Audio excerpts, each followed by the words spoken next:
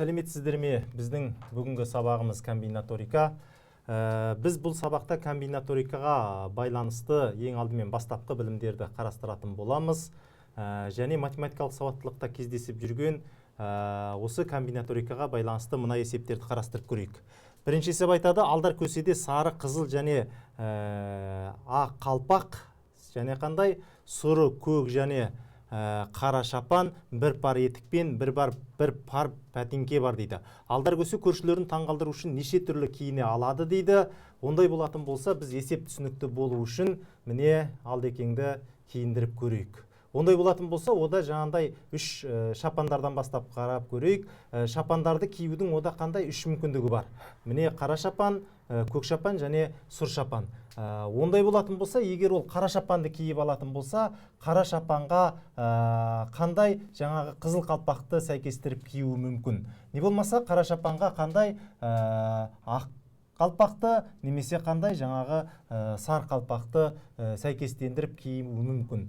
Дәл сол сияқты ол жаңағы көк шапандарға да үш мүмкіндік бар, және сұр шапанмен киюдің де бізде қандай үш мүмкіндігі бар. Ол әрбір киіну тәсілі ол басқаша болып саналады. Енді біз мынаны қарастырып көрейік. Егер ол жаңағы қара шапан қызыл қалпақ киетін болса, онда оған сәйкестендіріп аяқ киім киюде қандай бәтіңкені киюі мүмкін. Немесе жаңағы қара шапанмен қызыл қалпақпен нені жаңағы етікті киюі мүмкін. Ол бәтіңкені кимесе етікті киюі мүмкін. Ондай болатын болса, бұл жерде де қандай екі мүмкіндік болады. Дәл сол сияқты басқаларының әрбір екеуінде де жаңағы аяқ киімді киюдің екі мүмкіндігі болады. Онда бұдан біз оп-оңай түсіне аламыз. Міне шапандарды киюдің неше мүмкіндігі? Үш мүмкіндігі бар. Және әрбір шапанға қалпақтарды киюдің үш мүмкіндігі бар. Сондықтан оған тағы да үшті көбейтеміз қалпақтарды киюдің. Және аяқ киім, яғни бәтіңкемен жаңағы етікті киюдің екі мүмкіндігі бар. Әрбір келесі мүмкіндіктер үшін онда екіні көбейтеміз. Сол кезде барлығы 18 түрлі ол киіне алуы мүмкін. Келесі есеп 11 адамнан тұратын футбол командасында оның капитаны мен орынбасарын неше түрлі тәсілмен сайлап алуға болады дейді. Онда бізде 11 адам бар, енді осыдан капитан мен оның орынбасарын сайлап алу керек. Онда капитанды жаңағы біз кез келген 11 адамның ішінен кез келген біреуін капитан ретінде таңдап алуға болады. Ал енді сіз капитанды таңдап алғаннан кейін оны қайтадан орынбасар ретінде таңдауға болмайды. Демек, орынбасарын жаңағы қалған не істейсіз? 10 адамның ішінен таңдайсыз. Ондай болатын болса, жаңа алдыңғы есепте қарастырып кеткендей, бізде капитанды таңдаудың неше мүмкіндігі бар? 11 мүмкіндігі бар. Ал енді соның орынбасарын таңдаудың бізде капитанды бір адамды таңдап кеттік, қалған 10 адам қалды. Сол 10 адамның ішінен біреуін таңдауға болады. Демек, бұл есептің шешімі онда 11 көбейту 10 тең 110 түрлі мүмкіндік болады деп айтуға болады. Келесі есеп шахмат ойынына 7 адам қатысқан, әрқайсысы бір-бірімен бір партиядан ойнады. Олар барлығы қанша партия ойнағанын табыңдар дейді. Онда бұл есепті біз қалай қарастырамыз?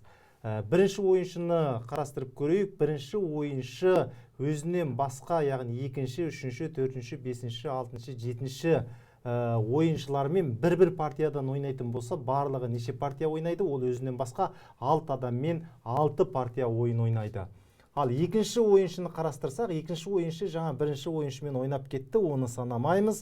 Сонда ол қалған үшінші, төртінші, бесінші, алтыншы, жетінші ойыншылармен бір партиядан сонда қанша 5 партия ойын ойнайды. Дәл сол сияқты үшінші ойыншы 4 партия, төртінші ойыншы 3 партия, сосын 5-ші ойыншы 2 партия, ал 6-шы ойыншы жаңағы 7-ші ойыншымен ойнайды 1 партия, ал 7-ші ойыншыны санамаймыз, оның басқалардың бәрімен ойнап кетті. Осылай санайтын болсақ, бізде қандай болады онда? 6 қосу 5, қосу 4, қосу 3, қосу 2, қосу 1, барлығы қанша? 21 партия ойын ойнайтыны түсінікті. Онда бұл жерде біз бірінші тәсіл бойынша қосу ережесімен осылай тауып алуға болады бұл есептің шешімін.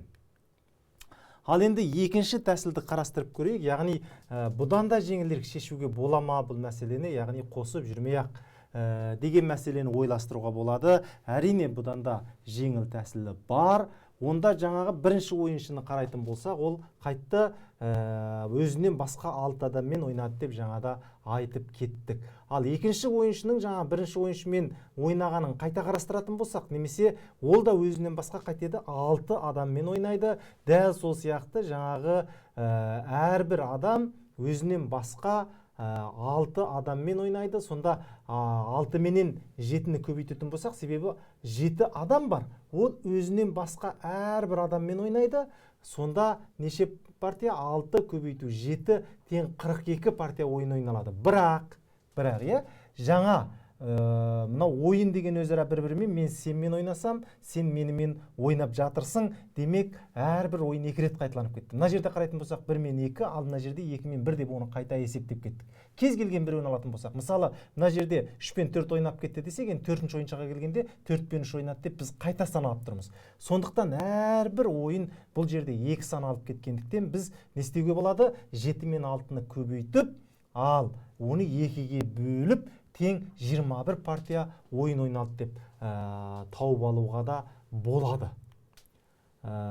Ондай болатын болса, енді осыған байланысты біз енді көптеген мәселелерді осы шахмат ойыны сияқты осы есепке сайдырып шешіп алуға болады. Мысалы, тағы да қандай бір-бірімен амандасу деп жатамыз, өзара болатын басқа да ойындар, мысалы теннис ойнады деген сияқты. Және де бізде қандай фигураларды санау деген тақырыпты да дәл осы тәсілдермен шешіп алуға болады. Мысалы, бізде суретте көрінгендей қанша кесіндінің бойында 5 нүкте белгіленсе, осыда барлығы неше кесінді бар деген сұрақ болады. Мысалы, оны біз қалай шешеміз? Дәл жаңағы сияқты А нүктесінен бастайтын болсақ, қандай? Мысалы, жаңа сияқты АБ, АС, АД, АЕ деген сияқты. Дәл сол сияқты Б-дан басталатын болса, БС, БД, БЕ деген сияқты қарастырып алуға болады. Сонда барлығы қанша? Бізде міне 4 қосу 3 қосу 2 қосу 1 тең 10 тәсіл деп. Дәл сол сияқты жаңа екінші тәсілде көрсетілгендей көбейту тәсіліменен де, яғни 5 нүкте бар, әрбір нүкте өзінен басқа 4 нүктеменен кесінді жасай алады. Сонда 5 көбейту 4 бөлу 2 тең 10 деп санап алуға болады. Тағы да қандай мәселелер? Мысалы, жаңа бұрыш санау деп жатамыз, бір нүктеден шыққан сәулелер беріледі, бұрыш санау. Бұны да дәл сол сияқты бізде 6 сәуле берілген, осыдан қанша бұрыш жасалады дейтін болса, дәл жаңа сияқты бірінші тәсіл қосумен, екінші тәсіл көбейтумен 15 екенін біле аламыз. Тағы да қандай мәселелер? Мынау сияқты міне нүктелер беріледі. Осы нүктеден бізге қанша 2 нүктені бастыра қанша түзу жүргізуге болады деген мәселенде міне 8 нүкте берілген. Дәл сол сияқты қосу тәсілімен 7-тен бастап қосамыз, 8 болатын болса біреу кем болады, Ал енді көбейту тәсілімен қайтеміз? 8 мен 7-ні көбейтіп 2-ге бөліп тең 28 деп шешуге болады. Келесі есеп: жиналысқа келген адамдар бір-бірімен қол алысып амандасты. Олар барлығы 78 рет қол алысса, жиналысқа қанша адам келген дейді. Онда бұл есеп қарап отырсаңыздар, жаңағы шахмат ойыны есептелген есепке кері есеп деп қарастыруға болады. Онда бұны біз қалай шешеміз? Жаңағы шахмат ойынынан біз формуланы біліп алуға болады. Көбейту тәсілі бойынша, мысалы, біз 7 адам келсе, 7 мен 6-ны көбейтіп 2-ге бөлдік. Дәл сол сияқты бұл жерде біз қанша адам келгенін білмейміз. Онда ең адам келді деп қарастыратын болсақ, жаңағы неге? Осы жиналысқа. Онда енменен біз ен алу бірді көбейтіп 2-ге бөлетініміз түсінікті. Онда тең 78 деп теңдеу құрып, осы теңдеуді не істеуге? Осы теңдеуді біз жаңағындай шешетін болсақ квадрат теңдеуге айналады. Не болмаса 2-ні былай көбейтіп жеретін болсақ 78 бенен көбейтсек 156, ал 156 2 дізбектес санның көбейтіндісі екенін білуге болады. Сонда 13 пен 12-нің көбейтіндісі, онда ең тең 13 деп те тезірек тауып алуға болады. Онда есептің жауабы осы жиналысқа неше адам келген? 13 адам келген. Келесі 1, 5, 2, 7, 3 цифрлары кездеспейтін 2 таңбалы қанша натуралсан болатынын табыңыз дейді. Ондай болатын болса 1, 5, 2, 7, 3 цифрлары кездеспейтін болса, бізде қандай цифрлар болуы мүмкін? Онда 4, 0, 6, 8, 9 цифрлары болуы мүмкін.